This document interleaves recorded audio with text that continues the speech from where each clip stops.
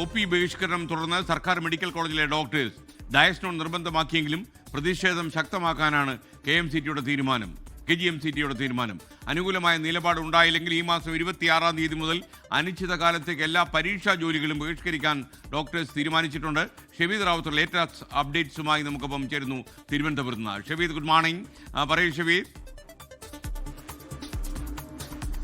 കഴിഞ്ഞ കുറച്ച് ദിവസങ്ങളായി സംസ്ഥാനത്തെ ഡോക്ടർമാർ, സർക്കാർ ആശുപത്രിയിലെ ഡോക്ടർമാർ ഈ സമരത്തിലാണ്. അതിൽ ശമ്പള കുടിശ്ശിക അനുവദിക്കാത്തതിൽ പ്രതിഷേധിച്ചാണ് OPയും ശസ്ത്രക്രിയയും ബഹിഷ്കരിക്കുന്നുള്ള സമരത്തിലേക്ക് പോയത്.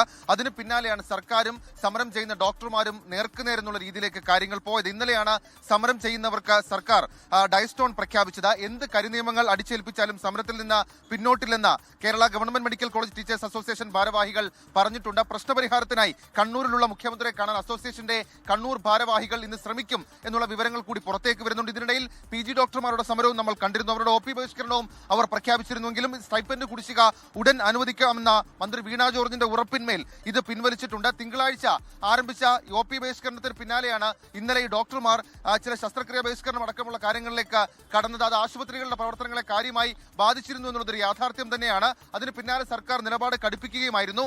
സമരത്തിൽ പങ്കെടുക്കുന്ന ഡോക്ടർമാരുടെ വിവരങ്ങൾ ഇന്നലെ തന്നെ കൈമാറണമെന്ന് മെഡിക്കൽ വിദ്യാഭ്യാസ ഡയറക്ടറോട് ആരോഗ്യവകുപ്പ് ആവശ്യപ്പെടുകയും ചെയ്തിരുന്നു. തിരുവനന്തപുരം മെഡിക്കൽ കോളേജിന് മുൻപിൽ ഇവർ നടത്തുന്ന റിലേ സത്യാഗ്രഹം ഇന്ന് 25-ാം ദിവസത്തിലേക്ക് കടക്കുകയാണ്. 26 മുതൽ എല്ലാ പരീക്ഷകളും ബഹിഷ്കരിക്കുമെന്നും അസോസിയേഷൻ പ്രഖ്യാപിച്ചിട്ടുണ്ട്. SKN. ലോകത്തെവിടെയായാലും ഏത് സമയത്തും 24 വാർത്തകളും ഓഗ്മെന്റഡ് റിയാലിറ്റി പാക്കേജുകളും എക്സ്പ്ലെയിനറുകളും വിശദമായി കാണാൻ ഞങ്ങളുടെ YouTube ചാനൽ നിങ്ങൾക്ക് സബ്സ്ക്രൈബ് ചെയ്യാം.